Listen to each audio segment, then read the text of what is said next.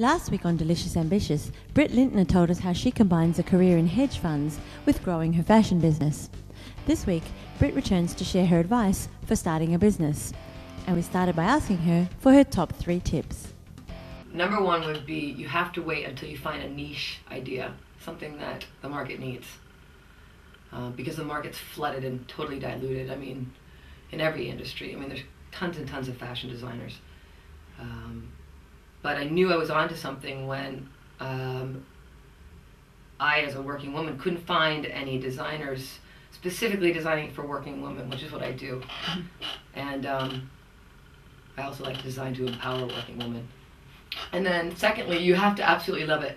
Because it's so much work, it consumes every day and every minute of your life. So you have to love it. Because if you don't love it, it's just not going to work. And then thirdly, I would say, to start, literally, just make the phone call, make a meeting. I think people sit around and they think and they talk, and it's just like, just do it. Just pick up the phone and make one step.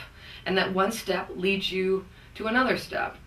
And that's how I built it, is literally by just taking that first step, making that first phone call. And what ends up happening is, I always like to tell people I like to speak to them on an exploratory basis, meaning no, there's no, I don't want anything. But what ends up happening when you go and speak to people, 9 out of 10 times they'll say, well, you got to go and talk to my buddy, so-and-so. And then that person says, you got to go and talk to my buddy, so-and-so. And all of a sudden, you've built a network around your concept. And that's all it takes, as long as you're a doer. You have to be a doer. Too much of this isn't going to work. So you have to take action. And it's easy. And in my opinion, too, I think that my tiny little successes in life have always been through other people's laziness. Because I think a lot of people accept as a status quo that things are being done, but because too many people accept that, it's actually not. So my opportunities come from other people assuming that call is being made. Does that make sense? Yeah, so you step in and actually do it. You just have to, it's amazing, and that is so rewarding in itself. Yeah. Talking about the highlights from before, that's a highlight. Yeah. It's taking the step and getting a response from it. It's incredibly exciting. What do you know now that you wish you'd known when you were starting out in your business? Probably just how to save around costs. I can't stress that enough. Because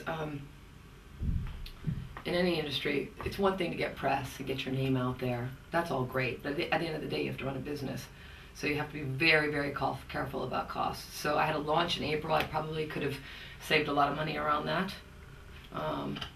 But then again, it was one of the reasons that, that Lehman Brothers did my show, was because they came to my launch. So, but costs, I would think. Mm-hmm.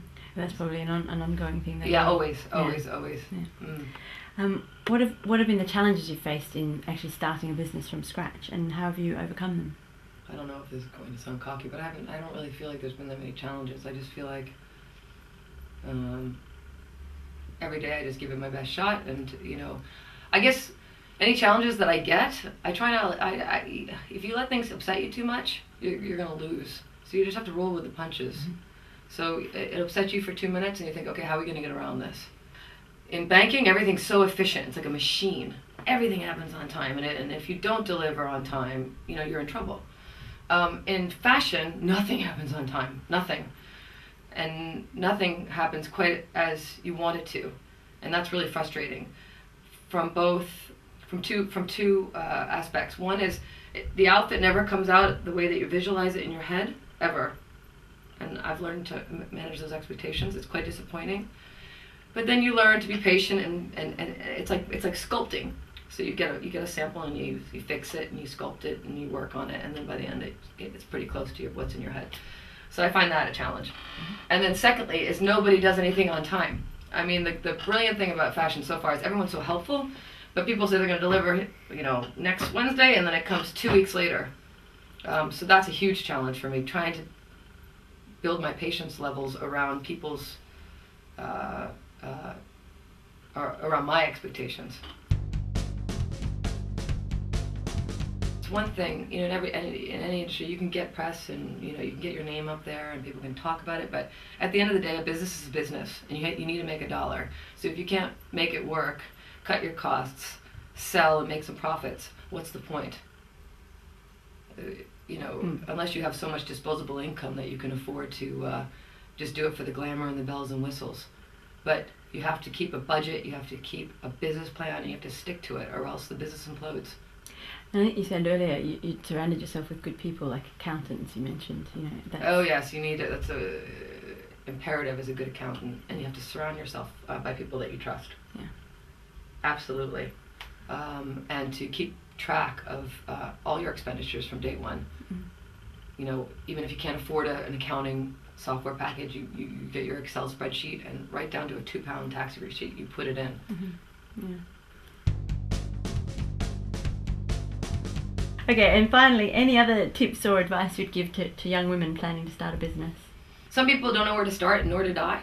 I always had known I wanted to start my own business. And I was like, I waited for this the clouds to part and have some big giant voice scream at me, Britt, this is what you're supposed to do. But it's just not that easy. So I guess the answer is, it's so simple and basic, and sometimes it's right in front of you, but you just don't see it. Is take classes. Even if you're not sure, just take a painting class, take a knitting class, take a wine course. Take whatever it is, whatever you fancy, and in doing that, it leads you to your path by meeting people, by talking to people, and that's probably my best advice. Just explore your interests, however simple they might be. It might be a book reading class that might take you to writing your own book one day. Who knows? Mm-hmm. But that's probably my best advice. Just explore your interests.